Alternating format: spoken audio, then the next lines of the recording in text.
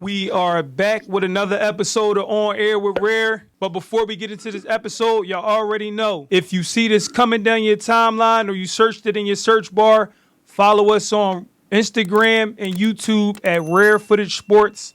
And make sure you follow us on X for the latest updates from the #1 source for sports at Rare Footage News.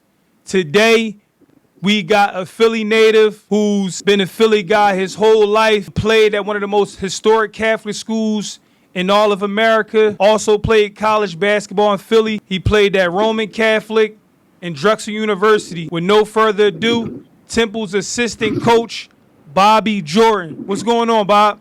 Rare, thanks a lot for having me on, man. Love what you're doing for the boys and girls in the city and around the area and promoting them, and looking forward to being on the show today. Oh, man, Bob, I appreciate you for being on air with me and taking the time out your day.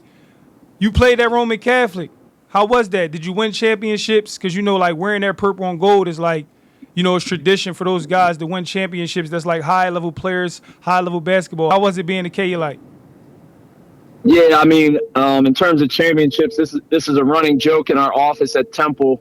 I might be the only 4-year starter in Roman Catholic history to never win a championship. So that's a thing we talk about a lot. But obviously, like you said in the intro, a historic program, great opportunity for myself on the court. But looking back, I think what Roman did is just open a lot of doors for me in what I wanted to do, after high school, after college. Playing there and being there and getting that experience, is a big reason of where I am today and what I've been able to accomplish. Now, I'm going to put you on the hot seat from the start. I'm not even going to wait to the end. A lot of great players from Philadelphia played at Roman, from the likes of Eddie Griffin, Rasul Butler, Mark Jackson, and many more. Who is your top 5 players all time at Roman?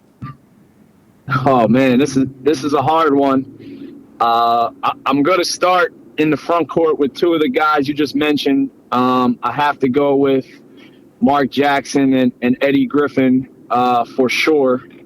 That's a no-brainer for me. And then also I think a very underrated player that doesn't get talked about as much and is definitely a legend, is definitely a top 5 player all time, is Donnie Carr. And then I'm going to go a little kind of, more in my time and go with Tony Carr. I think what he did from a winning standpoint, was unbelievable at Roman. So he would be my point guard.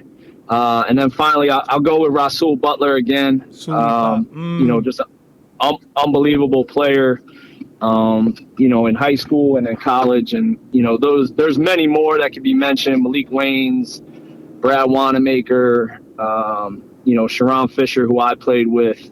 It's really hard at a school like that to name, a top 5 all time, but those are the guys I would for sure go with. Yeah, absolutely. Can't nobody get mad at that 5. And like you said, with the rich history, is like, I think everybody's 5 is going to be different. It's just so many great players that came through that program is almost impossible for guys to have the same 5 guys. 100%. You also stayed in the city and played college basketball at Drexel University, which is right up the street. What was it like playing in Big 5 games, and what was the atmosphere? Actually, it's funny because when I was at Drexel, we actually weren't considered a part of the Big 5. But those city games were always great for us. Just going back, the chance to play, St. Joe's, Temple, Penn, like those games, although at the time they weren't considered Big 5 games, the rivalry was still there. The atmosphere was still there. Fortunate enough to be a part of some great teams, along with your brother, who helped us beat some of those teams during our time at Drexel. So that experience of, not being part of the Big 5, but playing those games was great. And it's also great to now have Drexel included in the Big 5 and kind of be a part of the history that's always been there. You coached 7 years on a D1 level. This would be your 3rd season on Broad Street. What drew you specifically to Temple University as a coach, And how do you connect the program's history to your current vision? I think, what drew me to Temple is obviously the history and tradition. Was really excited when Coach Fisher asked me to be a part of his staff. I was at University of Albany at the time. And the chance to come back home where I'm from and really just be a part of the history and tradition of Temple's basketball program. I mean, we won our 2000th game last year against Davidson. I believe there's only 7 programs in college basketball that have done that, with Temple being one of them. So just the tradition of Temple basketball, going back to Coach Chaney, everybody, they talk about Coach Dunphy. That's been a part of my life ever since I was little. And it's an honor to coach at such a prestigious school. Now, how do you balance nurturing young talent while maintaining high expectations for performance and discipline on and off the court? Yeah, I mean, I think the big thing is development on and off the court. Giving your players the opportunity to succeed off the court, whether that be in the classroom, whether that be we've had some guys run some camps in their hometowns to really reach out to the community. We've had our guys involved with stuff with Tyrese Maxey's foundation, as he's done such a great job since he's been with the Sixers, just in getting involved in the community, in and around Temple University. And then just, being with them on the court, building that sweat equity with them while they're on the court, and, making them realize that, this is kind of a cliche answer, but it's a process now in college basketball. Everybody wants things right away and instant gratification. But guys that are in the gym, that are dedicated, that believe in that process and that ability to work, they're usually the guys that have a lot of success. Now, I want to piggyback off that question a little bit. How do you approach developing individual players' skills while maintaining team cohesion and chemistry? Yeah, I mean, I think it's getting guys to buy in year in and year out in the vision of what you want to do for that year. Obviously the landscape in college basketball changed. We talked about my time at Drexel a little bit earlier, and I was part of a team where guys had been there for 3-4 years. Our freshman class came in, and we were all there for 4 years. So the transfer portal has really changed that, because you're kind of getting guys together for basically 10 months a lot of the times. And, you got to make sure that they have that best experience for them in that 10 months, but also teaching them that team success leads to individual success. If you look at teams that have won the national championship in the past couple of years, whether it be UConn, whether it be Florida,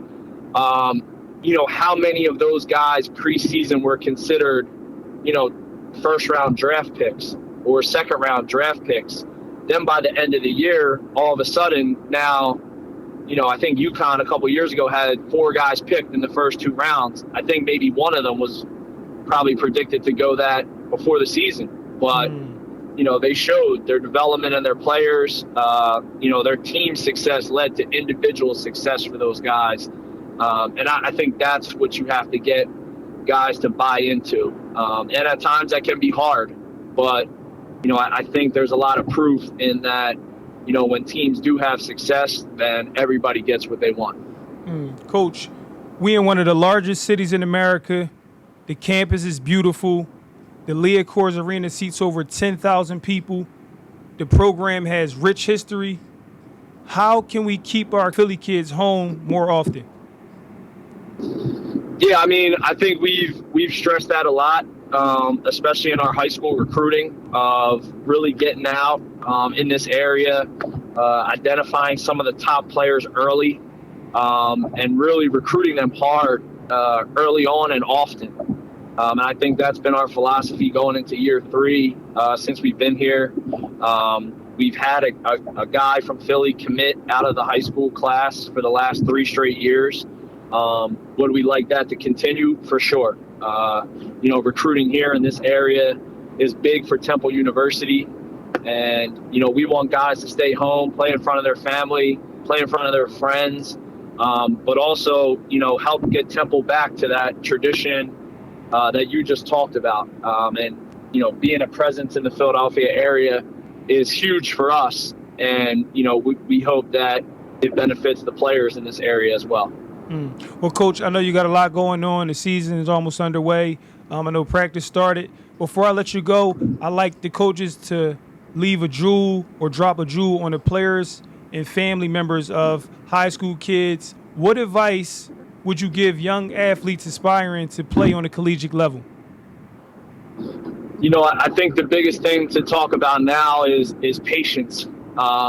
It's hard when we look at social media and you see offers and stuff like that. The patience pays off, I think, in the long run. Don't get caught up in the hype very early.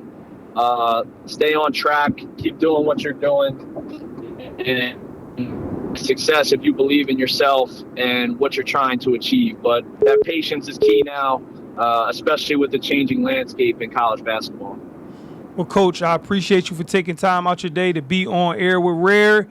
And I hope you guys have a successful season. Dare to be rare all season, and go Owls. Go Owls. Thanks a lot, Rare. Appreciate you. Appreciate you, Bob. Talk to you soon. Talk to you soon.